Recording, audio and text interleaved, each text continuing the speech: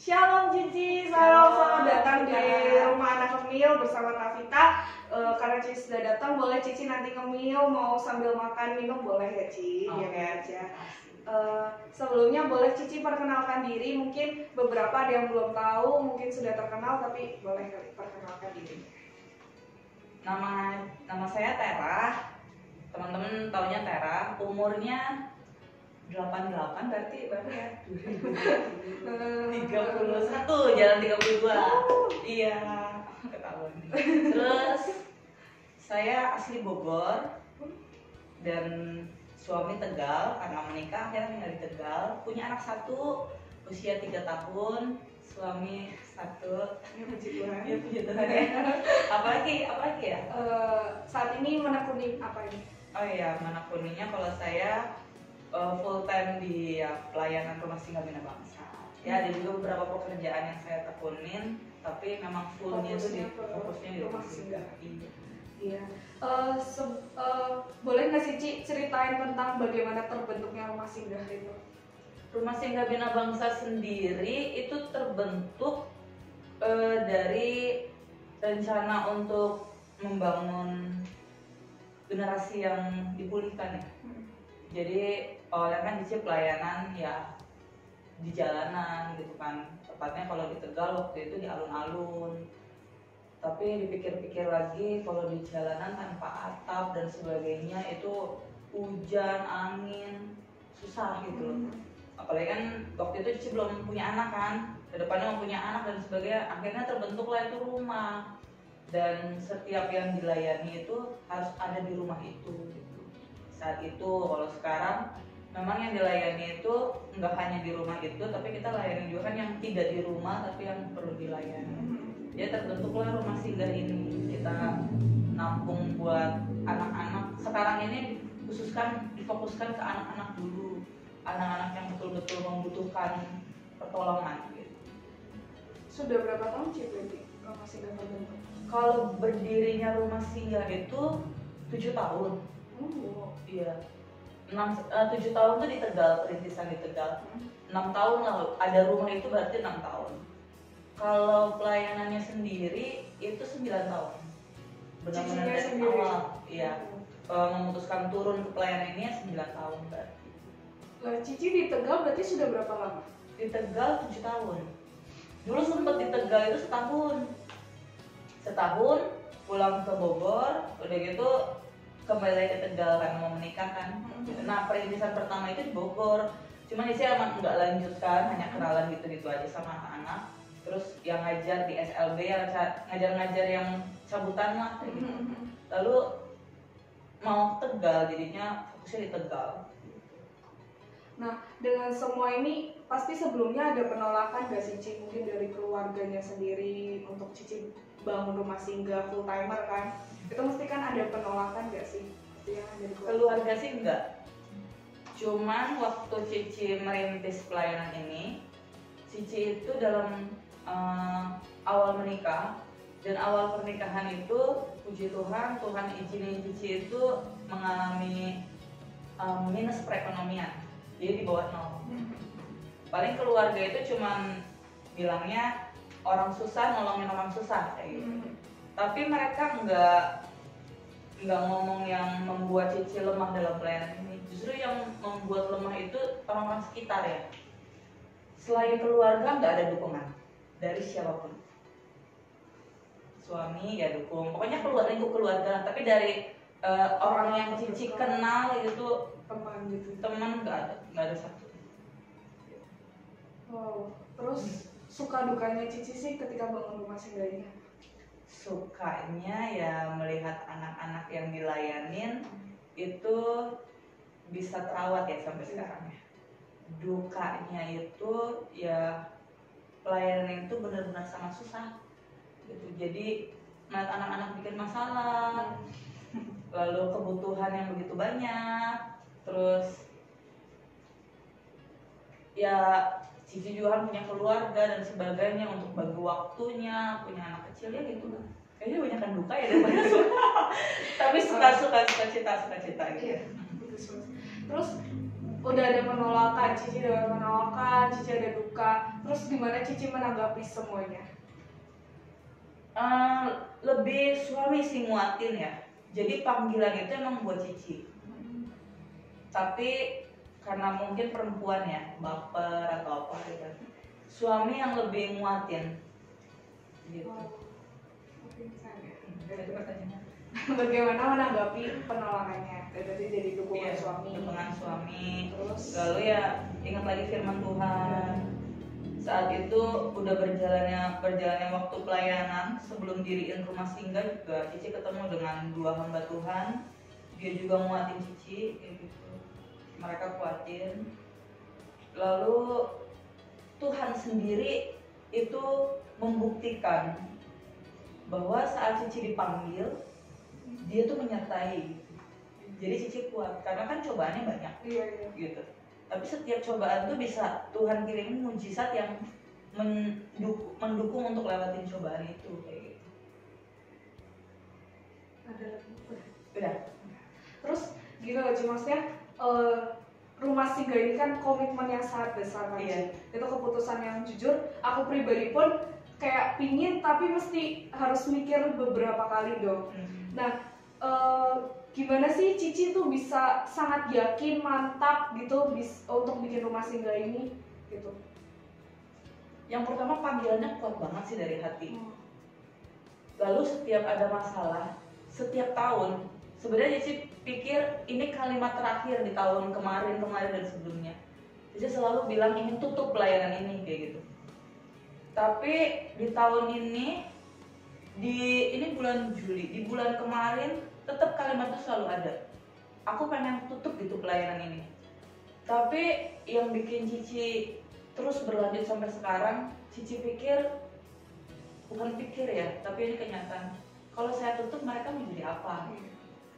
Yang bikin masalah itu kan nggak semua anak-anak. Gitu. Saya memikirkan anak-anak yang nggak membuat masalah. Jadinya Cici pikirnya gitu, bertahan sampai sekarang. Cici pikirnya cuma kalau Cici pentingin egonya Cici gitu. Ya sia-sia semua pelayanan yang kemarin anak-anak udah hancur gitu ya, anak-anak hancur. Jadi terus Cici akan terus lanjutin dan Cici rasa semakin tahun berjalan itu berarti Cici akan semakin nggak bisa lepas walaupun pengen saya tutup tiap tahun tapi nggak bisa lepas gitu. Indahnya itu rumah singgah. Iya, karena merintis sendiri ya. Apalagi Cici dengan biaya sendiri kan Ci. Iya. Itu luar biasa sih Ci. Terus mungkin Cici boleh ceritain nggak sih? Mungkin ada nggak sih kejadian yang benar-benar nunjukin bahwa sebenarnya Tuhan Yesus tuh real, nyata gitu loh bekerja dalam hidup Cici? Ada dong. Kalau pelayanan misi seperti ini itu lebih ke pelayanan yang amanat agung ya. Jadi lebih Tuhan yang memerintahkan kita tuh untuk pelayanan seperti ini. Ya maaf kata, maksudnya di Alkitab pun tidak tertulis kamu bikin gereja atau kamu bikin musola atau kamu bikin itu nggak ada. Tapi tentang mengasihi sesama kayak gitu loh. Jadi pelayanan ini banyak sekali ya. Kalau Cici kekurangan buat bagiin makanan, ya mujizatnya makanan. Kalau Cici kekurangan waktu Cici nampung, Cici butuh kasur, mujizatnya kasur. Nggak pernah minta, nggak pernah ngasih. Dulu mah Instagram Cici masih gaptek banget, sekarang aja kayak gitu kan, maksudnya nggak pernah nge-share, nggak pernah apapun. Tapi apa yang dibutuhkan itu yang dikasih. Butuhnya Indomie, ya Indomie. Butuhnya beras, ya beras, kayak gitu. Jadi ya itulah realnya Tuhan Yesus sampai saat ini. Butuhnya uang, kalau SPP kan kita nggak bisa ya. Bu, saya nggak punya uang, saya udah pakai ini gitu kan. Ada aja gitu. Entah dari manapun. Tapi memang dari awal pelayanan sampai sekarang pesan Tuhan tuh nggak boleh minta. Gitu. Nggak boleh minta, nggak boleh memanfaatkan pelayanan seperti ini sangat intim sekali dengan uang ya. Nggak boleh minta kemana-mana dan sebagainya gitu. Tapi sampai saat ini semua pertolongan tercukupi dan apa yang dibutuhkan cukup, belum lebih. Makanya kita sampai saat ini kan kontrak kan gitu. Kontrakan pun mujizat. Iya. Oh itu mujizat. banget. Kita 2 kali dapat mujizat kontrakan. Gitu. Boleh dong Ci ceritain gimana bisa dapat itu? Mujizat kontrakan. Iya, iya. Yang kontrakan itu yang pertama kita tuh diusir dari kontrakan pertama. Jadi kita dapat mujizat di kontrakan kedua. Yang diusir, dan waktu kontrakan pertama ini namanya kita masih merintis, buat kontrakan pertama aja nabungnya mati-matian. Dan saat itu kontrakan pertama sekali lagi Cici perekonomiannya minus, bukan nol tapi minus kayak gitu. Udah mati-matian kita diusir. Saat itu Cici malamnya ada persekutuan. Terus ada tante-tante nanya ke Cici, tantenya Cici kenal gitu. Tapi Cici nggak pikir dia mau tolong, sama sekali enggak, yang namanya orang nanya. Dan untuk pindah kontrakan tuh butuhnya puluhan juta saat itu. Ya nggak mungkin Cici pikir gitu. Tiba-tiba tante itu nanya, kayak ngedeseknya ke kontrakan terus gitu.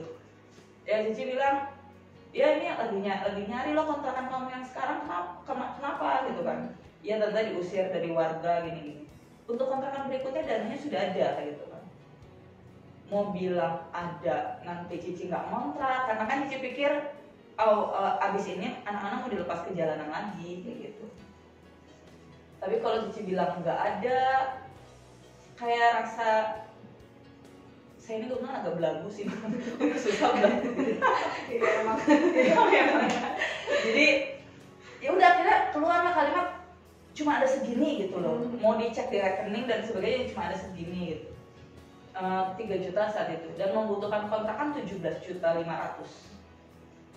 Malam itu juga tantenya bilang, aku dong yang mau kontrak gitu loh dia bilang. Aduh itu padahal besok Cici tuh malam itu, besoknya itu anak-anak itu sudah harus ke jalanan lagi. Udah harus ke jalanan lagi, udah siap mereka malam ini Cici suruh packing. Cici bilangnya packingnya gini, kita packing, kita akan pindah besok ke rumah yang lebih besar. Dan mereka hore kayak gitu loh. Wah gitu, terus Cici pikirnya ya besok akan lepas mereka belum waktunya sedih malam ini. Cici pikir sedihnya besok aja, Cici pikir kayak gitu. Tapi besok betul-betul pindah ke yang lebih besar, 3 kali lipat lebih besar dari kontrakan kita yang pertama. Lalu yang kedua ini kita juga itu tantangannya, kita pasti disuruh keluar dari kontrakan, nggak boleh perpanjang. Pertama diusir, kalau ini nggak boleh perpanjang, kita nggak diusir sih. Lalu uang kami dibawa orang, dan seluruh anak masih nggak tahu dibawa orang. Lalu setelah dibawa orang, yang bawanya itu bukannya kita tuntut atau gimana, malah anaknya lagi sakit dan kita harus tolong gitu loh. Udah ya hampir merenggut nyawa, kan demam berdarah sih ya, demam berdarah kan. Kita harus tolong. Jadi waktu itu bukannya ribet, ini mau kontrakan gimana, uangnya lagi nih, tapi malah ini anak bagaimana loh, ini anak yang bawa uang kita gitu kan. Tapi itulah kasih Tuhan ya, Tuhan taruh di hatinya Cici ya gitu. Kita urus anak ini, kita bawa ke rumah sakit, dan sampai anak ini keluar, baru kita mikir kontrakan gimana ya gitu. Setelah itu datang di telepon, ini ada orang Belanda dari Amsterdam ya kan, dia mau ketemu kayak gitu loh, mau ketemu. Singkat cerita ini, dia bilang Tuhan suruh saya ketemu sama kamu, orangnya udah meninggal sekarang Fit. Oh ya? Iya, yang tinggi, bukan yang pendek, itu udah meninggal. Dia bilang Tuhan pengen saya ketemu sama kamu gitu. Oh iya gitu ya, karena Cici banyak kenal penipuan gitu kan. Akhirnya iya aja kayak gitu. Waktu itu nyumbang 500.000 dia pertama, ya Cici terima gitu. Tapi Cici pikir nggak bakal, karena Cici pernah ada orang mau ngasih rumah kayak gitu, udah siapin tiker apa nggak datang orangnya. Lalu dia bilang saya disuruh siapin kontrakan, Tuhan nyuruhnya gitu. Saya sudah cari ke panti-panti mana, Tuhan bilang bukan dia orangnya. Lalu akhirnya saya ketemu lah rumah singgah ini dari orang Tegal ini gitu. Cici orangnya nggak terlalu gampang nangis sih gitu. Jadi terharu, bingung, mau bilang nggak punya uang pun Cici nggak bilang gitu. Dan dikontrakinnya bisa 4 kali lipat dari kontrakan yang sebelumnya. Jadi itu yang kita datang itu masih ngontrak kebetulan, bukan tempat sendiri gitu. Dikontrakin gitu, ini apa tempat yang pertama kalinya kita ngontrak tuh nggak pernah banjir. Iya, di situ bagus banget rumahnya. Cuman sayangnya ngontrak ya. Jadinya mikir lah gitu. Ya itulah 2 mujizat tentang kontrak. Itu baru kontrakan gitu. Kalau diceritain lagi banyak banget. Mungkin ada nggak sih Ci satu cerita yang benar-benar mungkin selain kontrakan yang benar-benar ngena banget ke Cici yang mungkin sampai sekarang Cici nggak pernah bisa lupain? Semua sih ya banyak banget. Kalau mujizat ya paling nomor 1 kontrakan. Iya. Karena setelah kita tinggal di sini kita selalu mikir nggak tahu kemana. Di otaknya Cici tuh cuma tiap bulan penuhin seluruh kebutuhan mereka. Bantuan dari teman-teman ada gitu. Cuman kan Cici nggak berani loh, belum berani kayak teman-teman yayasan yang lain untuk tiap bulan rutinnya, tiap ini rutinnya kayak gitu. Belum berani, jadi Cici nggak tahu ini bantuan bulan ini tercukupi atau tidak situ. Dan setiap tahun harus pindah kontrakan, ya itu sih mujizat paling ini. Karena pertanyaannya dadakan. Jadi bisa hubungin di bawah ini. Susah sih ya kalau yang nggak terlupakan. Kalau yang nggak terlupakan ya pastinya waktu awal perintisan itu nggak akan pernah terlupakan. Di jalanan cuma dikasih pesan cewek tidur di sini, cowok tidur di sini, nggak boleh. Lalu besoknya pada ini, Ci, dia masuk ke kamar aku padahal nggak ada kamarnya, nggak ada tembok, nggak ada apa gitu. Mereka malas udah ya gitu lah. Itu sangat nggak terlupakan. Gitu. Hebat sih ya betul Cici itu. Maksudnya gimana ya, untuk membuat sebuah rumah singgah itu benar-benar butuh kayak ibaratnya melepaskan setiap daging kita, Iya. melepaskan, mengorbankan lah apa yang kita punya, dan itu bagus banget, maksudnya menguatkan banget Cici. Maksudnya di Tegal tuh jujur waktu aku ketemu Cici pertama kali itu kan yang di jalan-jalan, iya, saya udah pernah ke situ gitu loh. Maksudnya jujur aku kaget pakai banget sih bahwa ternyata ada loh di Tegal tuh rumah singgah gitu loh. Sedangkan kita sendiri, maksudnya aku pribadi dengan yang teman-teman gitu loh, kita tuh pingin banget yang namanya bikin rumah singgah. Cuma ya karena mungkin ya kita belum mampu dan kita belum matang lah secara ini, ya kita nggak berani, dan kita shock banget bahwa kita nemuin rumah singgah ini sih waktu itu. Dan ya puji Tuhan banget sih Cici kedua yang menjaga ya seorang Cici ini luar biasa banget sih. Ya doain ya. Amin amin amin. Terus mungkin untuk kedepannya Cici ada planning nggak sih untuk rumah singgah, untuk planning? Planning ke depan sih kalau untuk anak-anak sendiri pengennya nemenin mereka sampai menikah gitu. Kalau Tuhan percayakan, kalau mereka juga mau dibentuk gitu menikah, karena Cici lihat pernikahan itulah yang membuat Cici bisa melepas mereka. Ada Cici bisa lihat pasangannya mereka itu yang benar-benar bertanggung jawab mau bawa mereka gitu kan. Kalau untuk pelayanannya sendiri, untuk kebutuhan, planning kedepannya punya tempat sendiri. Karena kan kebutuhan ruangan itu kan harus sesuai seperti yang kita butuhkan kan. Kadang di kontrakan tuh kita nggak dapet gitu. Ya paling itu aja sih kegiatan. Kalau planning ke depan yang maksudnya sudah berjalan sampai saat ini, paling lanjutin anak-anak sampai sekolah, bekerja, udah itu aja. Cici boleh nggak sih kasih kita pesan untuk anak-anak muda di luar sana? Mungkin ya yang beberapa kan Cici sudah menunjukkan bahwa Cici mengambil keputusan yang sangat besar dong berjalan bersama Tuhan yang seperti ini gitu. Mungkin Cici ada message buat anak-anak anak-anak muda di luar sana yang mungkin kadang mereka masih ragu untuk membuat keputusan gitu loh. Karena mereka ragu berjalan sama Tuhan itu sebenarnya nyata atau tidak sih? Cuma mungkin boleh Cici kasih pesan. Berjalan sama Tuhan itu buat Cici sangat nyata. Jadi nyatanya tuh nyata banget. Memang kelihatannya itu membuat dirinya kita itu ragu gitu loh, karena kita tinggal di dunia, mau nggak mau membuat diri kita ragu. Tapi kalau orang yang mengizinkan Tuhan itu bekerja dalam hidupnya, itu pasti mengalami kenyataan Tuhan itu ada gitu. Jadi kayak contohnya orang itu benar-benar percaya sama Tuhan, ya dia pasti punya kisah hidupnya sendiri. Kalau misalnya kita nggak percaya, kita ragu tentang Tuhan itu ada atau enggak, dan kita cari jalan keluar, ya kita nggak akan temuin Tuhan itu ada atau enggak.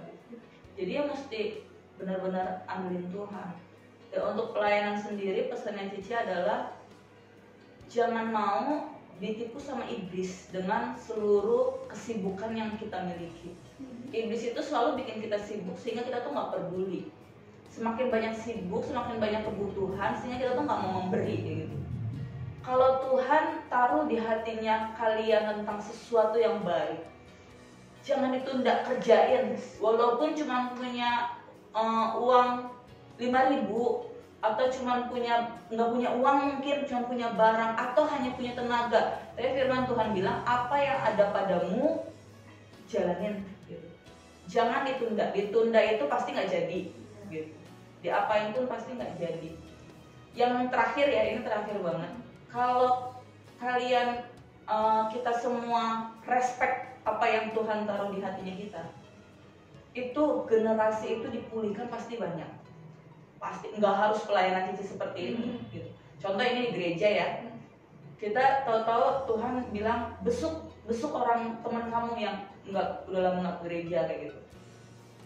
Jangan ditunda, besuk. Siapa tahu dia lagi, ini Cici nemuin orang yang lagi nangis-nangis karena sudah hilang keperawanannya dan sebagainya. Itu kita nggak tahu, mereka nggak bisa cerita ke banyak orang. Tapi kalau Tuhan udah taruh kebaikan, perintah tentang kebaikan di hati kita, lakuin. Pasti ada sesuatu. Generasi itu harus diselamatkan, dan yang bisa menyelamatkan generasi itu hanyalah orang-orang yang nggak nunda panggilan Tuhan. Udah segitu aja. Bagus sekali, yes, aku sepakat sih, aku percaya. Ya maksudnya ini terakhir sih Ci. Ya aku mengambil kesimpulan sih bahwa ya emang ketika Tuhan sudah taruh destiny, ketika Tuhan sudah kasih passion ke kita, kalau misalnya kita nggak jalanin itu akan menjadi sebuah hal yang sia-sia, dan ibaratnya kita nggak akan nyampai ke puncaknya kita gitu loh. Tapi saya belajar bahwa yaitu ketika Tuhan kasih destiny itu lakuin gitu loh. Apapun yang akan dihadapin, apapun yang akan ke depan kita nggak tahu seperti apa. Cuma tuh saya percaya bahwa Tuhan tuh pasti akan nemenin kita sih. Apapun pasti. Itu, kapanpun itu, walaupun di depan ternyata ada masalah, tapi toh ya Tuhan tuh selalu ada sih. Iya. Mungkin Tuhan secara kita manusia mungkin tidak terlihat, tapi Dia selalu ada buat di samping kita. Terima kasih Cici buat message-nya, terima kasih buat ceritanya. Benar-benar membangun sekali buat kita semua, apalagi khususnya buat kita anak muda kan. Kadang-kala tuh kita suka bingung gitu loh Ci, dengan sebenarnya apa sih maunya Tuhan kan dalam hidup kita. Sedangkan sebenarnya Tuhan tuh sudah taruh gitu loh destiny. Cuma sedangkan kita sendiri itu masih suka bingung dan kadang tuh lupa sama Tuhan. Tapi di sini ya itu saya belajar sih bahwa sebenarnya itu Tuhan itu real dan Tuhan itu nyata kan. Terima kasih Ci sekali lagi buat waktunya. Pesannya sekali lagi buat anak-anak muda di luar sana, jangan pernah takut, jangan pernah menyerah, bahwa sebenarnya Tuhan itu selalu ada buat kita, Tuhan itu selalu bersama kita kapanpun kita berada. Tinggal bagaimana cara kita menanggapinya. Maukah kita benar-benar berlutut, tersungkur dan meminta kepada Tuhan, atau kita memilih untuk mengabaikan semua itu. Jadi sekian, terima kasih sudah mau mendengarkan setiap cerita dan ocehan kami. Semoga membangun setiap kita, membangun setiap iman kita, dan membuat kita lebih semangat lagi menjalani hidup. Apalagi di tengah-tengah pandemi seperti ini Ci, kita butuh banget yang namanya semangat yang besar dari Tuhan. Terima kasih sekali lagi. Sampai jumpa. Boleh Cici kalau saya mau makan boleh banget. Jangan malu-malu. Biasanya juga nggak malu kan. Abis ini abis semua. Siap. Terima kasih sekali lagi. So see you. Sampai jumpa di selanjutnya, di rumah-rumah selanjutnya. Dan jangan lupa untuk like, subscribe di channel. Salam anak muda. Bye bye. Tuhan berkati. God bless.